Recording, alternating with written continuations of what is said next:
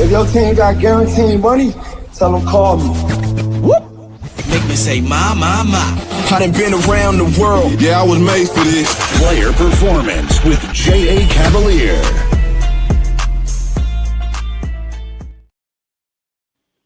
What's going on, everybody? How you doing today? It is Friday. It's payday over here. This is Player Performance NHL edition. Puck you. I'm Mike Burns alongside Ylose Victorie, ready to get you guys dialed in for game 2 of the Oilers down in Big D. We see you guys over there in the chat. Maddie says Cats in 4. Hard not to believe it today, brother. Will, what's going on, dude?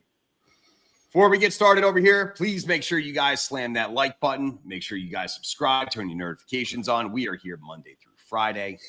Got a little late start going on today. Hopefully we caught you guys getting off of work. Les, what happened in Raleigh last night?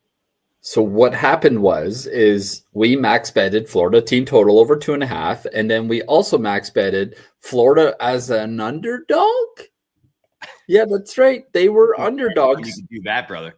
They were underdogs coming into this game.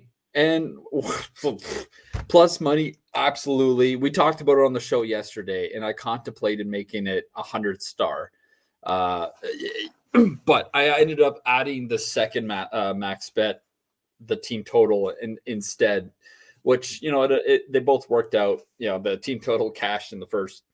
I literally went to take a shower, came back out, looked at the TV. I was like, no shit. We already won the max bet.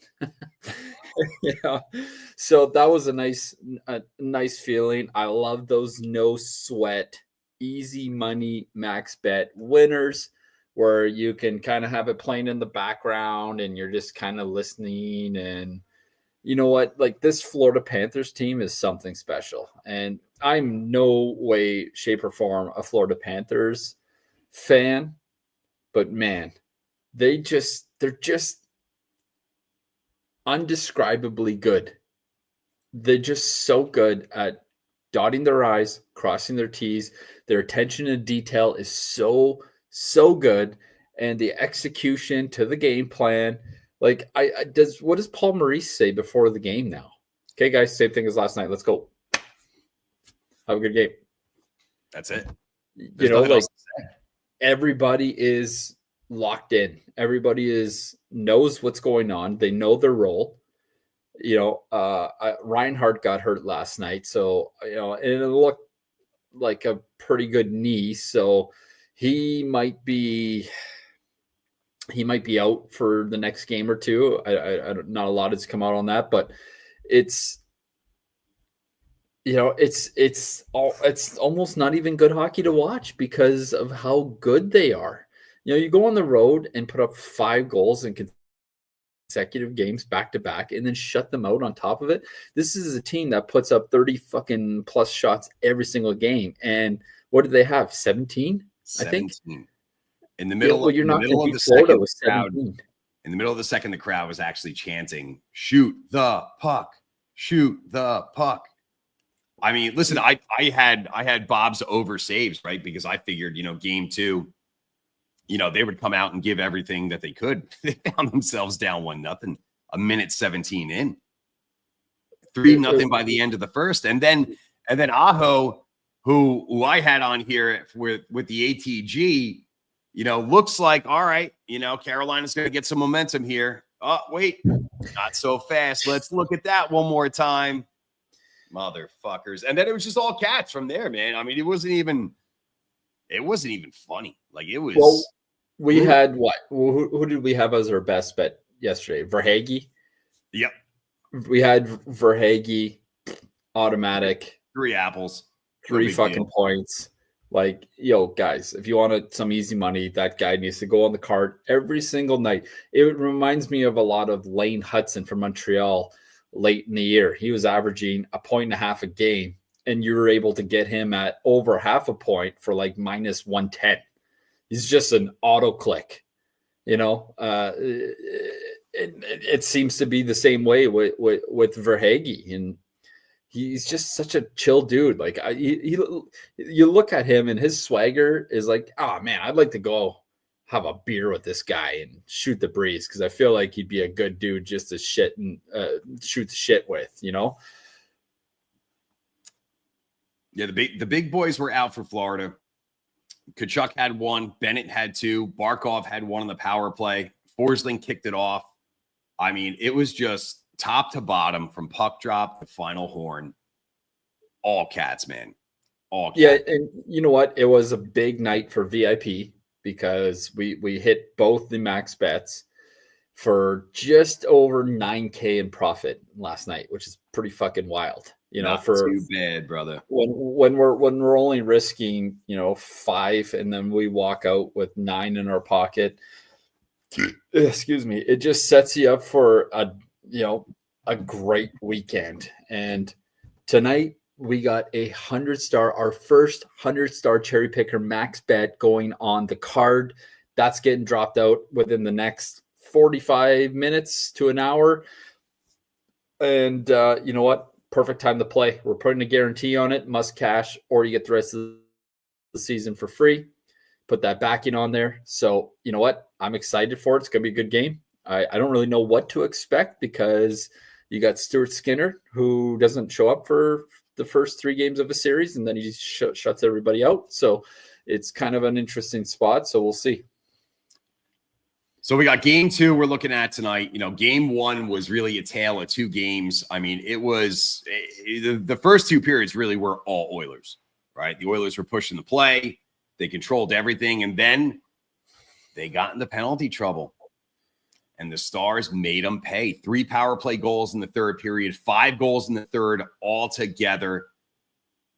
I mean, I have a hard time sitting here, putting 3 power play goals, on the goalie. Right. So I'll give Skinner a little bit of a break there. But you need a stop, right? Got to have a stop. And it just wasn't there when they needed him. And don't get me wrong. I'm the first guy to shit all over poor goaltending when it's there. And it doesn't matter who it is. I'll be the first guy to put my hand in the pie and give my 2 cents. But I actually thought, Skinner didn't have a chance on a couple, maybe 3 of those goals. The traffic that was in front of him, and he's a big dude, but you look at the one camera angle, proves my point really well, where it was kind of right behind the shooter and you could see the puck going and you can't even see Skinner because of how much traffic is in front. And it just perfectly nestles in the top shelf on the right side. Beautiful shot. I don't care how good of a goalie you are. You're not, if you can't stop what you can't see. And Dallas got that memo. They did a good job of getting traffic in front of them. And you know what? It is what it is. I think this is a lesson learned for Edmonton. It's not very often where they give up a lead like that. Usually they're the ones coming back. And that wasn't the case here. So it's going to be interesting. I expect Edmonton to come out with a little bit more poise this game out of, a little pissed off kind of attitude. And I think Chris Knobloch's message to the boys is like, guys, we got to stay out of the box. Turn your head away, take the shot to the face. Don't be a fucking goof and take a stupid penalty. Move your feet. Don't be water skiing behind guys. And you know what? We got to stay out of the box and we'll be just fine. We showed we can play 5-on-5. They out-chanced them. They out-possessioned them. They out-everything the Dallas Stars until they, got in the box. So you either need to make adjustments on the PK with who's going out there or change your way you're PKing to maybe more aggressive to force them to move the puck quicker, which turns the puck over more often. They need to make some adjustments. So I'm anxious to see what those adjustments are tonight and whether or not I agree with them. Well, I mean, listen, man, one thing that's been going on in Dallas is, the classic names have not found the score sheet. And to tell you that the Dallas Stars are up 1-0 on the Oilers, and then to also tell you that Mikko Rantanen, as hot as he has been, hasn't scored a goal in 4 games. Like that's saying something. Matty Duchene stepped up with his first goal of the playoffs. Tyler Seguin scored his first on a breakaway, had 2 overall and a helper. So they're at least in game one, I mean, and that's got to kind of scare me a little bit for the Oilers is did the secondary scoring wake up for Dallas? And what's funny about the Oilers taking so many penalties is we were talking the last time we were on here where we talked about game one, how the Stars are the ones that typically play very undisciplined and take a shit ton of penalties. But this time it was the Oilers and they all paid. But, you know, like the Oilers had to figure out some shit on the power play too, man, because Dallas still took 6 penalties. So it's not like they played a clean game. You know, but you were saying to me off air before that, you know, the Oilers tend to struggle with the power play on the road, no?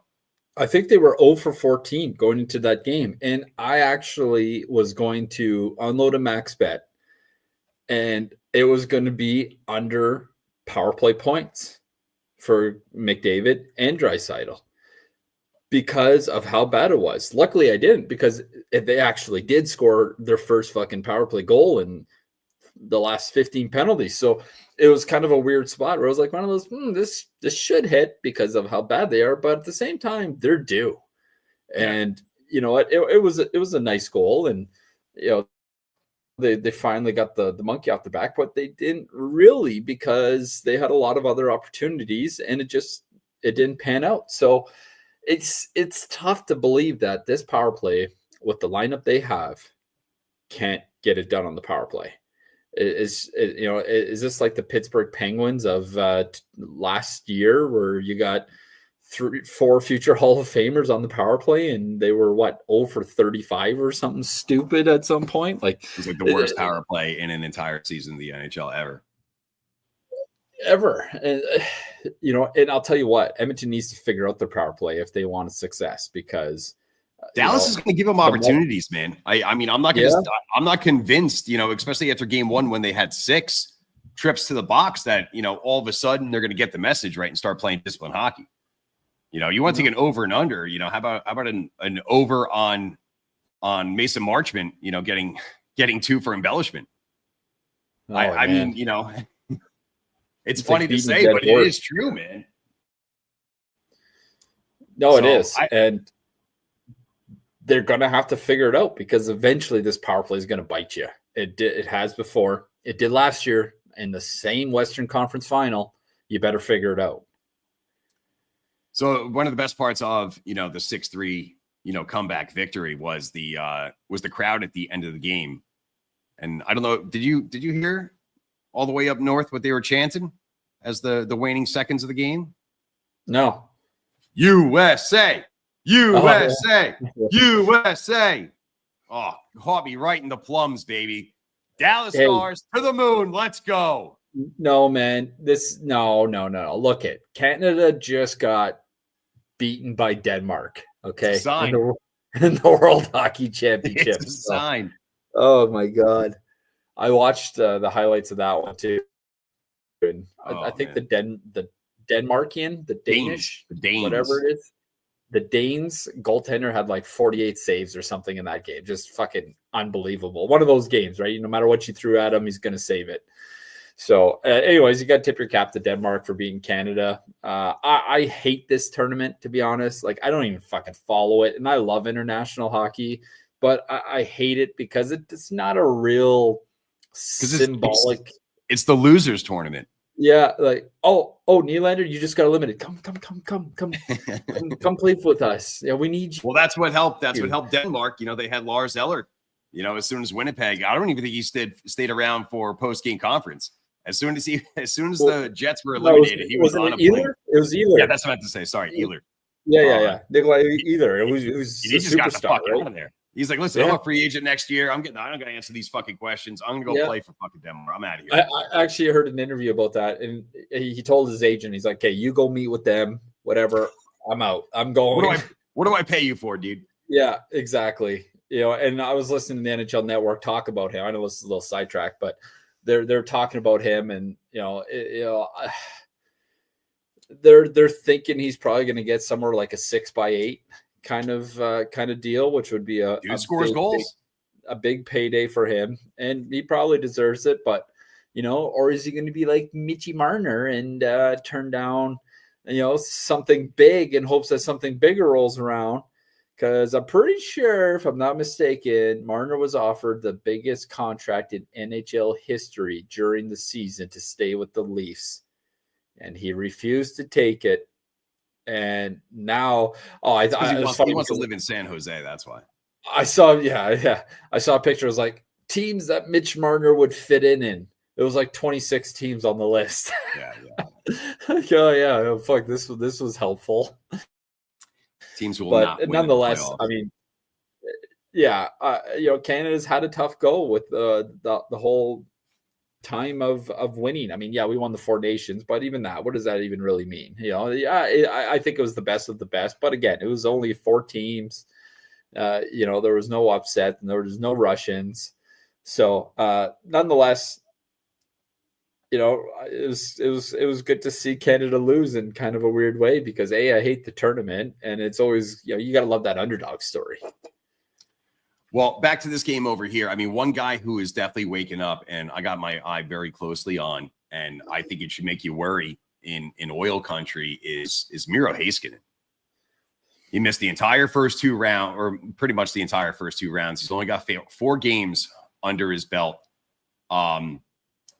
And this is one of the top defenders in the league. And he's not just a top defender in the league because of what he does beyond the other blue line. It's what he does from the blue line.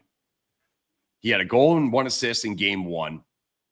2 shots on goal, plus 1 on the game. 24 minutes of ice time. His ice time's ticked up from 15 to 18 to 23 to 24.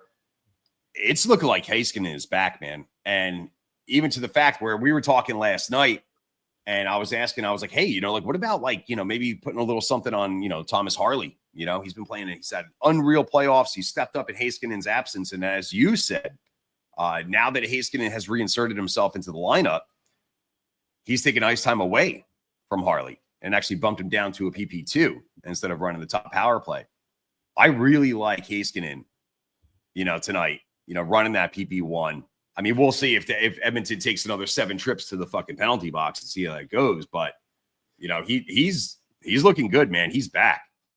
And a guy who has not really returned. It was, and that was my biggest fade on Dallas in the first round against Colorado was no Heiskanen and no Jason Robertson. Heiskanen's back. Robertson's not. We got to put an APB out and find out where the hell his game has been. Because he's been, I don't think he's had a goal the entire playoffs, no? No, I mean, he's still recovering from that knee injury, I think it was. And I've blown my knee before. You've blown your knee before. You and I both know that timeline just wasn't long enough to be able to get back healthy. Now, okay, it's one thing to be healthy, because here's the thing: when you get injured, okay, you go through the rehab process, the healing process, you heal up. Okay, I feel good. I can jump, I can run, I can, twist and turn in that. Like, great. Okay, you're healthy, but you're still out of game shape. You need to get back into shape now. And you got to do it smartly, because whatever you injured probably still is not 100%. So not only did you miss from being on the ice for all those weeks, you suffered an injury. You might have packed on a few extra pounds. Your cardio went in the tank, because it's one thing. You break an arm, you could still go do fucking sprints and ride the bike and whatever and keep your legs moving. But when it's on the lower body injury, like, it takes a long time to get that full recovery. And I think the minute that people are like, oh, well, it doesn't hurt anymore, I can play. It's like, okay, it doesn't hurt, but you're not ready to play, because you got to catch up on 3 weeks of conditioning or whatever to be playing against, arguably the 3rd or 4th best team in the NHL right now. So a lot of people think, oh, he's healthy, he's good to go. Really, that's not the case. It's going to take him some time to be really good to go. If he is good to go, he might be one of these guys, but like, oh yeah, I'm good to go, coach. Couple pops of this, couple of shots here and there, and good to go. And then really, he's not. I get it. You want to play. It's could be a once in a lifetime opportunity for a lot of these players to play at this stage of the game in the Stanley Cup Finals. So, it's one of those things. So I tend to fade players that are just bouncing back from injury. And that's why I kind of stayed away from the D-man on Dallas. Because of that, it is one of those things where, hey, it could take him a couple weeks of playing again to find his legs again. But, he came back right in. And again, forward and defense are a little bit different. So he came back in and, he seemed to land on his feet and, he's producing right away. But for forwards, it could be a little bit harder. It's just that much faster, that much more physical. It's just a higher pace game as a forward. So I think he needs some more time to rest up and get his legs back. But I wouldn't be surprised if he doesn't show his face sooner or later. So, I mean, he came back with 13 minutes of ice time. He averaged 18 for the regular season. Ticked it up in game 5 and 6 against the Jets with 15-15 back-to-back. I mean, he's only had 2 assists. The last 2 games he's hasn't registered a single shot on goal. Only 14 minutes of ice time for each game. I mean, if you're interested in maybe fading Robertson on shots, under 1.5, so plus 120. Under points is under 0.5 point is minus 135. I mean, he's not the explosive player that we've seen all year. I mean, is he not? Was he not Dallas's leading goal scorer up until game 82 when he got hurt? Yeah, I think he was. If not, he was up there. 35 goals, 80 points. So I don't know, man. We talk about trends, right? How long do you ride it until the wheels fall off? I mean, this could be something to look at here. So how do you think this game gets going tonight? Do you think that Dallas keeps, the spirit of America on their backs, right? And come out the chance to USA, and actually 100% bring it to the Oilers come puck drop? Do they think they have a little bit of a scared Stuart Skinner back there? How do you think this game starts before we talk about how we think it's going to end? So I think Edmonton's going to come out with a little bit of bite to them, and they should after, that third period. McDavid in the post-game interview was like, yeah, we played 40 minutes. We played a really good 40 minutes. And we had a really bad 20 minutes, and that cost us. So it's not that like they played a terrible game. It was they got caught taking bad penalties, and it ended up in the back of the net. Like eventually you got to kill some of these off. You can't give up 3 power play goals a game and expect to win. Doesn't matter regular season or playoffs. It's just you can't do that. Not at this level. These guys are too good. They'll wear you down, right? So I think this is going to be a tighter checking game. I think, all right, game 1's out of the way.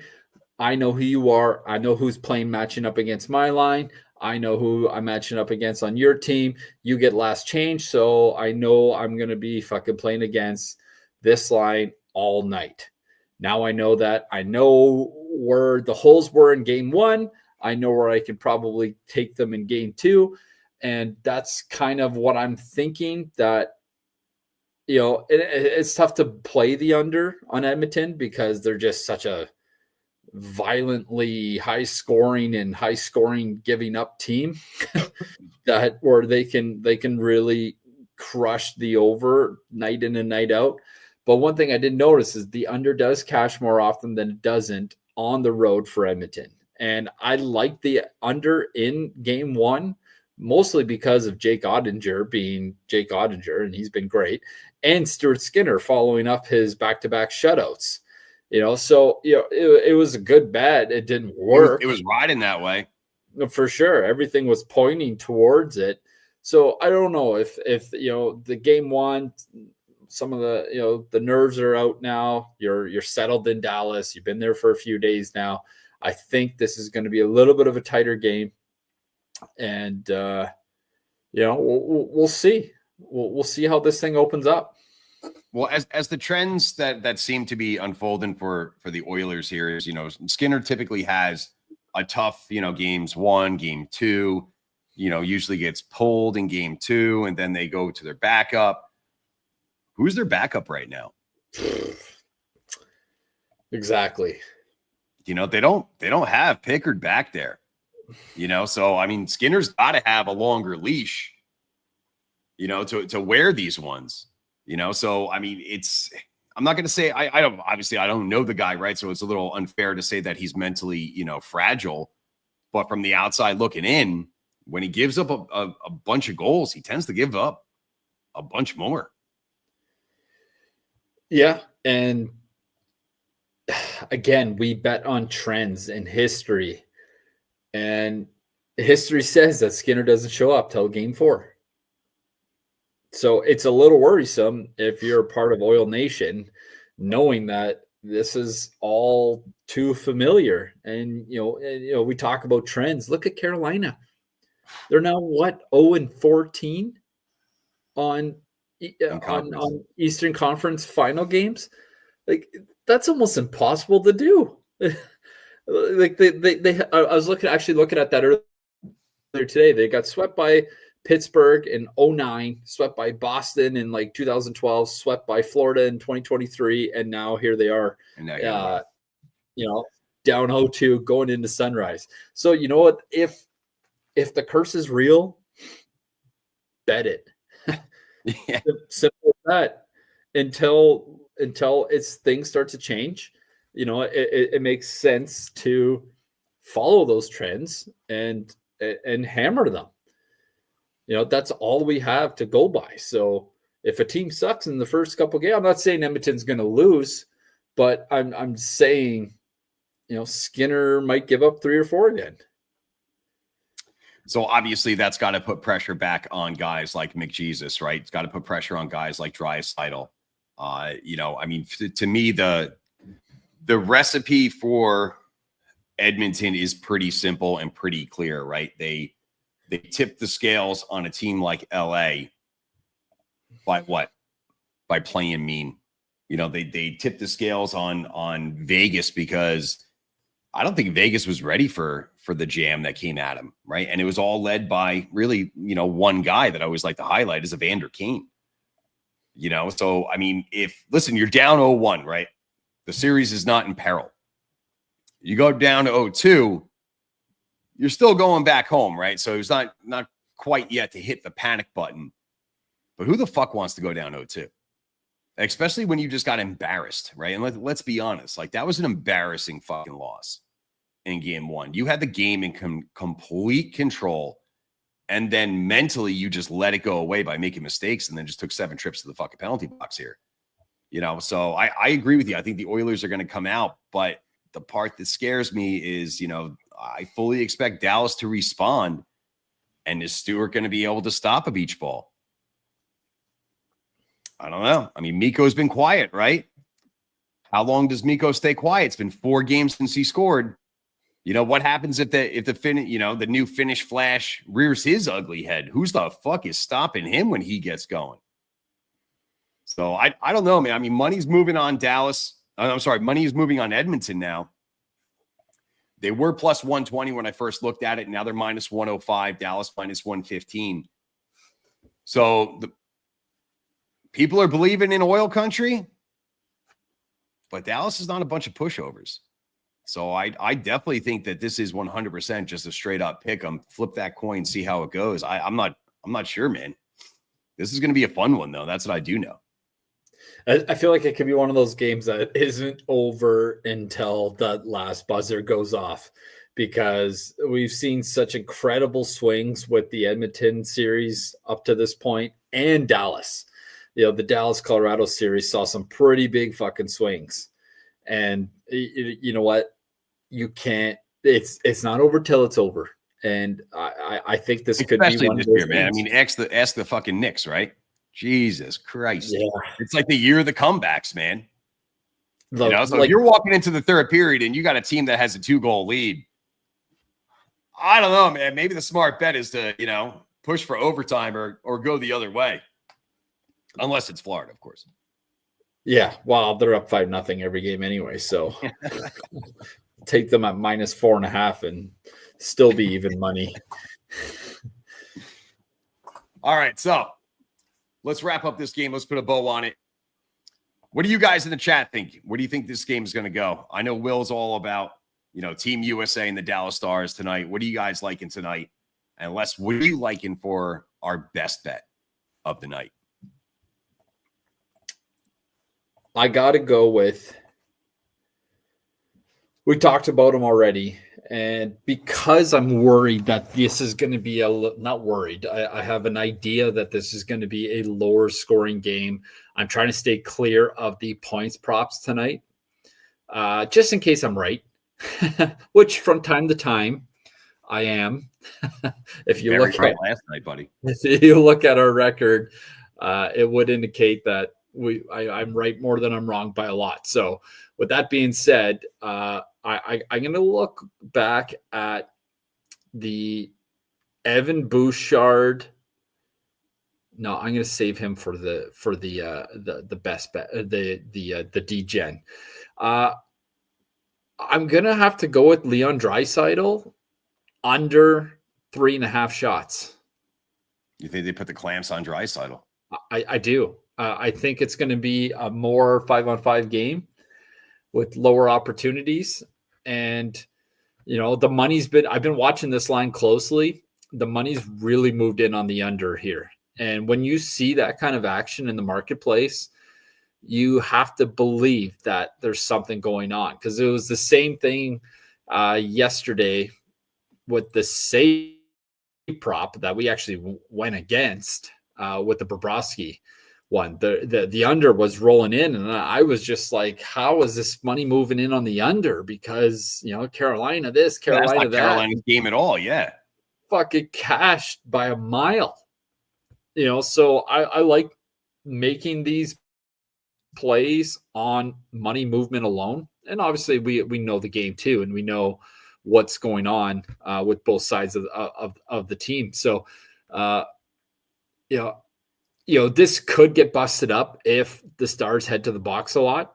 I think Draisaitl's due for another goal or two. He had one in game 1, but you know what? We'll see how this one plays out.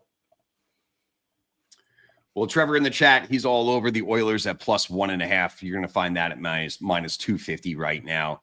Manuel's going to piggyback on that. He's going to take the Oilers +1.5, and he's going to take a little Ryan Nugent-Hopkins same game parlay over here with a -1.5 shots on goal. Don't hate that. Don't hate that at all. Hopkins just got moved up to the first line. I mean, the lines only stay for as long as they're working, but he is playing with McJesus up there. So, originally that was my best bet, was Hopkins over 1.5 shots, but my sports books just bumped it up to 2.5. Oh shit, mine too. And I like it less. We'll put it that way. I like it still, but it just seems to be a little bit of a stretch out of my comfort zone to really say that this is a significant edge that we all should be hammering.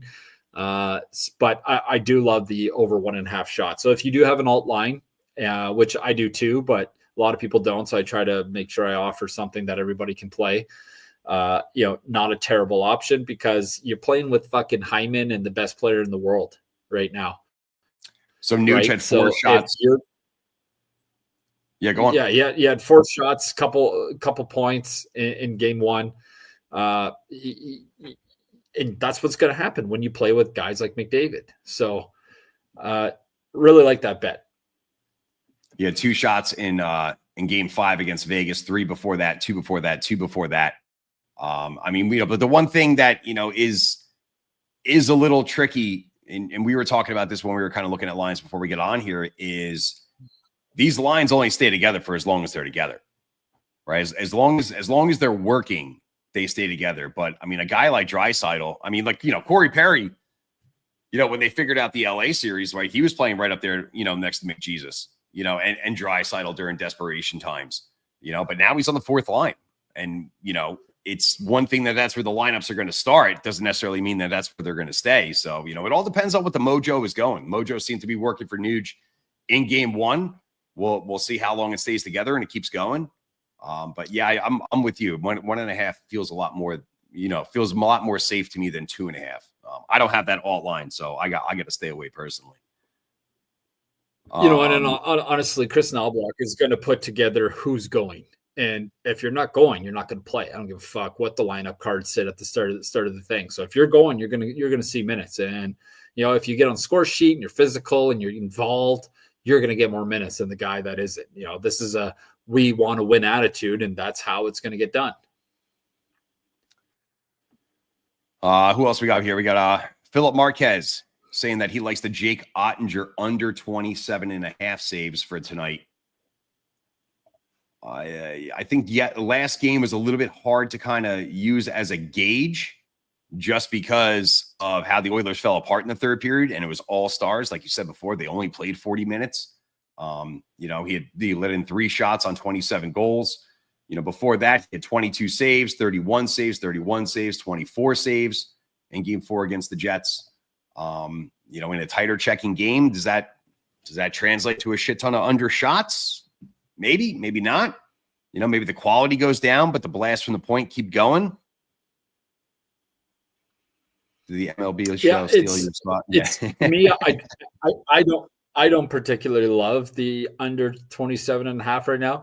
I like it in a way because I find it's a high number, and it is the playoffs, and you're at home. It's possible that Dallas, dominates this game. And that's going to really put Edmonton on their heels. And if you really control the puck, well, then if you have the puck, you're not getting shots on goal on your goalies. So, and that's exactly what happened last night in Florida, Carolina. We were all thinking Carolina was just going to be peppering. Well, you have to have the fucking puck to shoot it. Yeah. And they didn't have the fucking puck. So that wasn't the case at all. But I typically stay away from goalie props when they're in that 26.5 or more. Just because I find they're a little bit harder to play. Yeah, man, tough. I found out the hard way last night, and I was just one of those guys in Raleigh just screaming, shoot the goddamn puck, 17 shots on goal. Come on. But they really they couldn't answer anything. And, these playoffs are weird, right? Like we talk about I said before, like you go down 0-2 and it's not over, right? Especially when you're going back home for game 3. So, yeah, there is definitely a narrative that, Dallas comes out and gets all over them and stays all over them. And, maybe Edmonton just kind of packs this one up. All right, guys, we'll get back to game 3. I highly doubt that with McJesus, but just saying. All right, let's put some legs together. Let's do a little D-Gen parlay. Put together a little 4-legger. Didn't work out for us last night, but, that 17 shots on goal didn't help us out. Who the fuck saw that coming? Why don't you want to kick us off, or you want me to? So we're going to look at the the Skinner line. And I think 22.5 is just too low. Even though he might let in 4, I think it's just too low. The money is moving in on the over. It's a minus 130 now. So they're suggesting that Skinner bounces back or just bounces back a little bit better. So I'm going to roll with Stuart Skinner over 22.5 on the save prop for my leg 1. It's a much better number, right? It makes more sense. Yeah. All right, so for my second leg, I was stroking him off before. Love his game. Love how he's on the first power play right now. I'm going back. I'm going with Miro Heiskanen, and I'm taking him over a half a point. I believe that's right around minus 105 right now. Yeah. Did Edmonton borrow players from Toronto for that third period? Maybe Mitchie Marner was in the building and he just gave that small dick energy.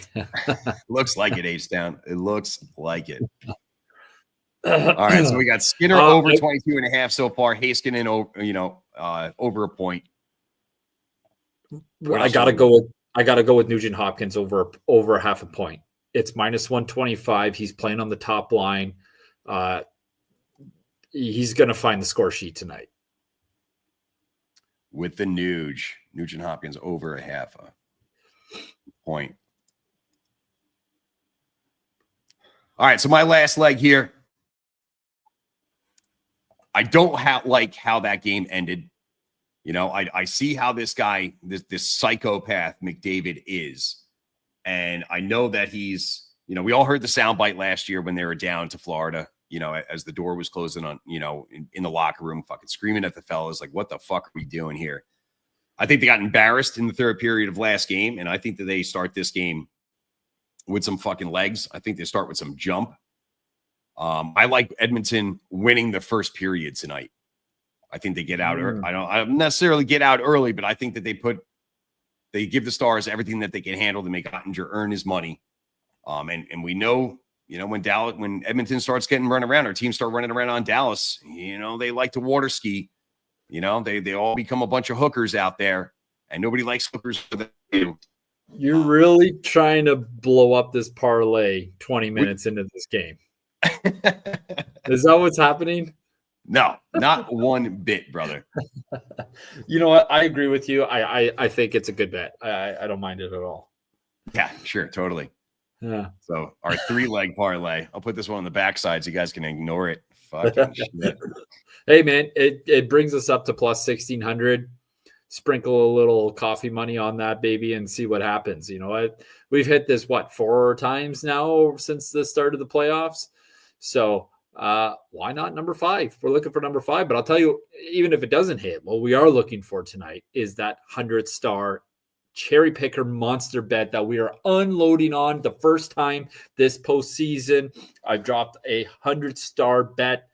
I love the play. I can't talk about it because I'm going to spill it, and I don't want to ruin it for everybody. So that's all I'm going to say. If you want to pick up that package, get over to NHL Ylose Telegram. $100 gets you that pick. And if it loses, you get the rest of the NHL season absolutely free. Every pick I make right up until Lord Stanley himself is raised. So we're up on what are we up on the playoffs right now? 41,000, 41K in the playoffs. Yeah, ish. 41.7, I think. Not that I'm counting. Just kidding. Totally counting. So I mean, shit, man. You know, it's his first 100-star of the playoffs. You know, you have the rest of the playoffs back to buy it. You know, no risk, all reward. You know, even if this sucker doesn't hit, you know, you still get the rest of the playoffs, and we are fucking dialed in to the playoffs here. Well, here's the other thing too, is we made $9,000 last night, you know, so it's almost a free play. You know, when you go to the casino and they're like, here's a free play. Not that I'm treating it like that, because there's nothing more than I love than to fucking win these 100 stars. I've been digging into this game for probably since like 9:00 last night when I was watching this game, trying to find something big. And I was just ranting on to you about all the things that I saw and the things that I liked. And Panthers game's over. I figure my night's done. I get into bed, you know, snuggle up again, you know, against the missus. Phone's ringing off the hook. Hey, you know, like this is what I'm looking at. Looking at it like, you know, Jesus Christ, can I make a move over here? Yeah. So I CB'd you, and I wasn't even the same house as you. That's tough to do, boys. But hey, this is priority over hooking up with your wife. You can do that anytime. Well, when we cash this ticket, trust me, she's going to be wanting to hook up with me, not the other way around. I'm going to have to beat her off with a stick. And I don't beat my wife off with a stick. Yeah, you just beat her. Only when she doesn't do the dishes. All right, guys. Big night ahead of us tonight. Game 2, Oilers and Stars. 100-star monster in the works right now. Link in the description below. If you guys are not already involved in Les's playoff package right now, and if you're not involved, I am sorry to hear that for you. But now is the time to jump on. Big things happening. Big dick energy. Gotta love it. The missus is going to get it tonight. Make sure your missus gets it too. Jump on here. Make some money. Win with us here today. We'll catch you back over here tomorrow. Or no, not tomorrow. Saturday. Day off. Enjoy it. All right, guys. We'll see you all soon. And don't forget, fuck you. Later, guys. Cut my life into pieces. This is my last resort. Suffocation, no breathing, don't give a fuck.